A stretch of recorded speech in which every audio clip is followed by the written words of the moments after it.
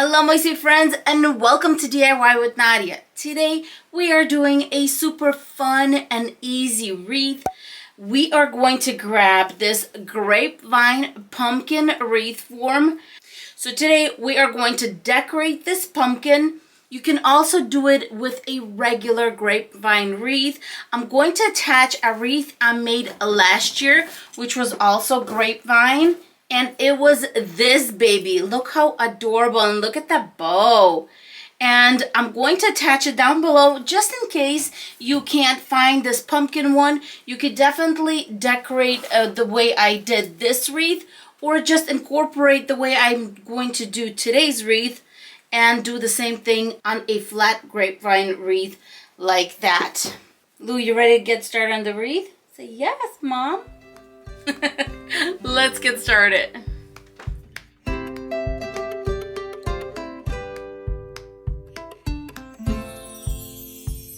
Let's go over the supplies we're going to need.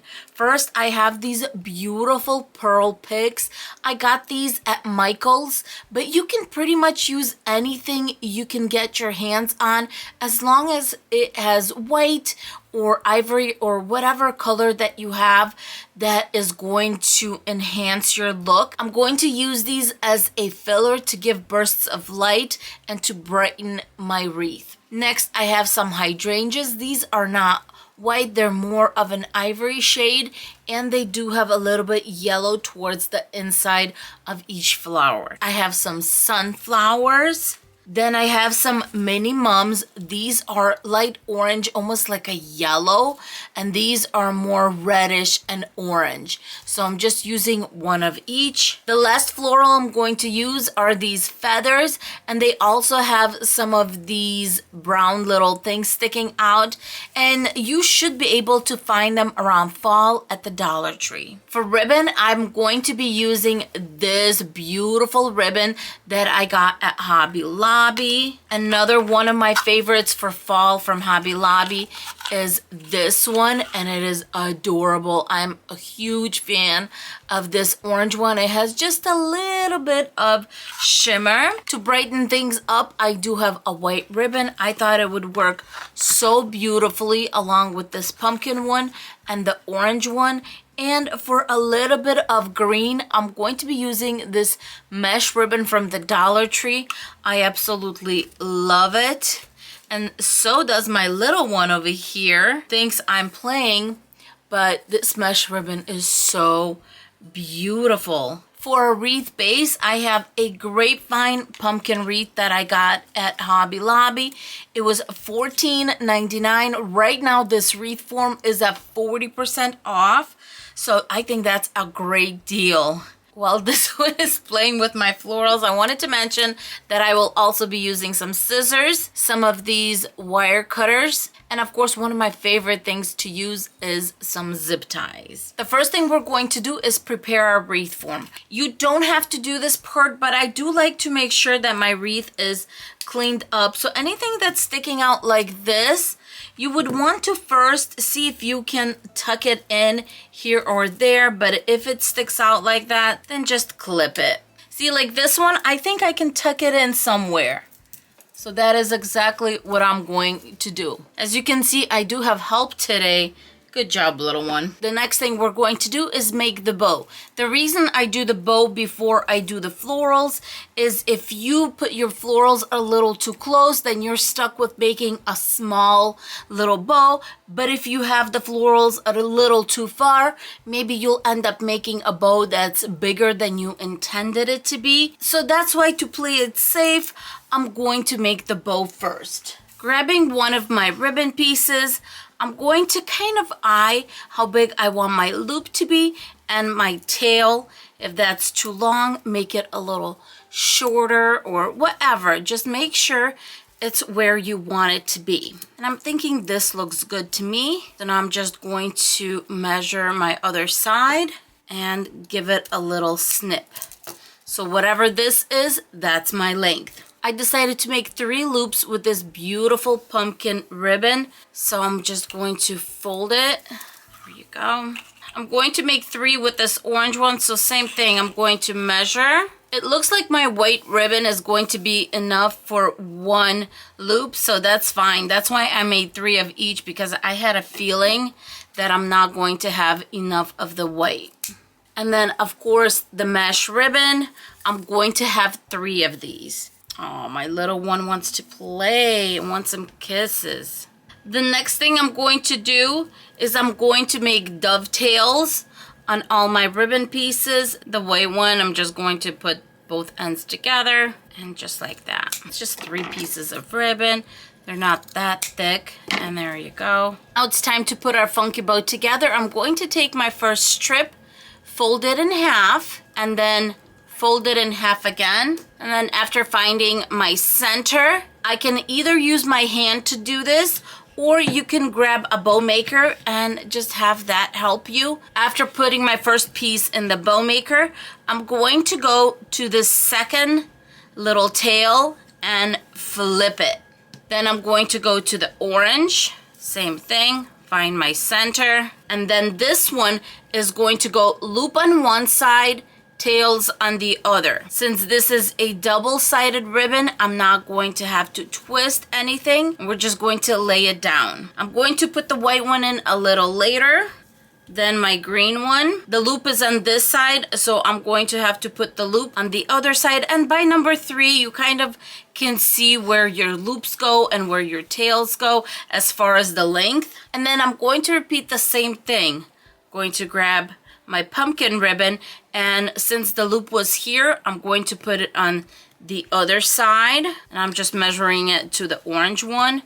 And then the tail that's underneath, I'm going to have to twist that. Then the orange, and then the loop is going on this side. As I'm working, I'm also putting the tails on both sides. This is just going to help you at the end when you're separating the bow and just making the bow. It's just easier this way. Now we're going to do our white one. Put that in. Of course, no twisting because it's double-sided. But with the tails, I'm going to put one on one side, the other on the other side. And just keep on going. And then, of course, this bottom one, we know it's upside down. So we're going to twist. And here we go. Some people don't even do the back and forth, but I just feel like it's easier at the end of the day when you're separating the bow. Grabbing a zip tie, and you can use a 4-inch zip tie, a 6-inch zip tie, whatever works for you. Let's cut this off. I have a pipe cleaner on hand, so I'm going to use that. Let's twist this in place to attach it to the pumpkin. No one's going to see it in the back, so it doesn't matter. But now I'm going to go ahead and start opening my bow, because by the time we put it on the wreath, we're going to see just how much space it's going to take up, and we're going to see how much florals we're going to need. So this is very important. I'm going to attach the bow right at this intersection, at this crossing, and just twist the pipe cleaner in place. This turned out so fluffy and beautiful. Flip it upside down so that we can work on this part. The first thing I'm going to do is prepare my florals. I'm going to push all the leaves up, and I'm going to cut all my stems as long as possible. There are only 5 of these sunflowers per bushel, so I'm going to grab another one and cut one off. I'm taking the greenery off of these because I just think the leaves are a little too bright. Next, I'm taking my little pearls and I'm going to unwrap, and then you're going to have stems like this, which is nice. Since these are fillers, I'm going to add these at the end. Now I'm going to evenly divide all my florals. I'm going to start, of course, with our longest pieces. Then I'm going to use the hydrangeas, and I'm just laying things out at this point. A few of the orange, the yellow, or the orangey yellow. Now that I build my bouquet, I'm going to see how I like it. So we're going to do this in section. These will work together nicely. Adjust the height on them. Now that my flowers look the way I want them to look, I'm going to grab a zip tie and zip tie it together. One of my feathers, I want to go in a little further, so I'm going to put it a little higher, and then the other one a little lower. There's not much to this little section, so I'm going to attach it straight to my wreath. I'm going to do the second part so I can compare them and make sure they're pretty even. Then I'm going to eye to make sure I'm on in the same area right here. And I'm just zip tying it in place. And of course, you can use floral wire. You can use pipe cleaners to do this part. But zip ties just give me that comfort that I don't have to worry about the florals at all. I'm just measuring to make sure they're pretty much the same height. Now it's time to attach. I'm going to stick the tails right here in this section so they're out of the way. When you have it in the spot you want it, that's when we're bringing in another zip tie. And grab another zip tie and zip tie it a little bit closer to the top where I have my little mums. This side is done. And I'm going to bend it just a little bit like this so that my stems can go in the little hidden area right there. Zip tie it in place. Now it's time to add the elegance to this wreath, and I'm going to stick these straight into the grapevine wreath.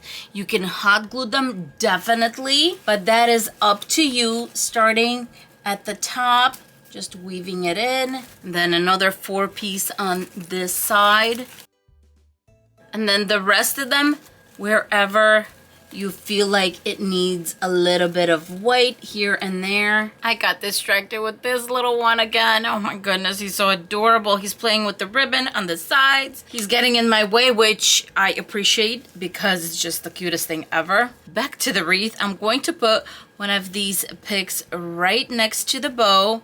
That way it's just a beautiful flow of these little pearls and the florals and the big bow right in the center. And now I'm just going to play around with everything, making sure that it looks good. This is so much fun. On this channel, I obviously do a lot of deco mesh wreaths, and I do all types of wreaths, paper wreaths, just anything that I can make into a wreath, I try to use and do. But I do not do a lot of grapevine wreaths because I find that not a lot of people are watching them. So let me know in the comments below if you would like to see more, if you make grapevine wreaths, because these are so easy. They make a big impact, a great gift, and I just think it's a beautiful addition to any home.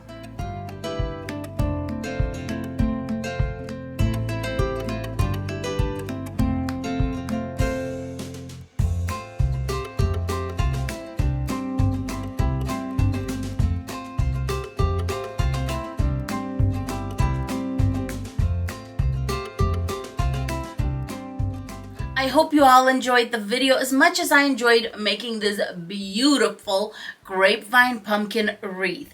If you are new to bow making, just watch that bow making part a little bit, like over and over, so that you understand the concept of it. At the end of the day, really, it's about the poofing of the little loops.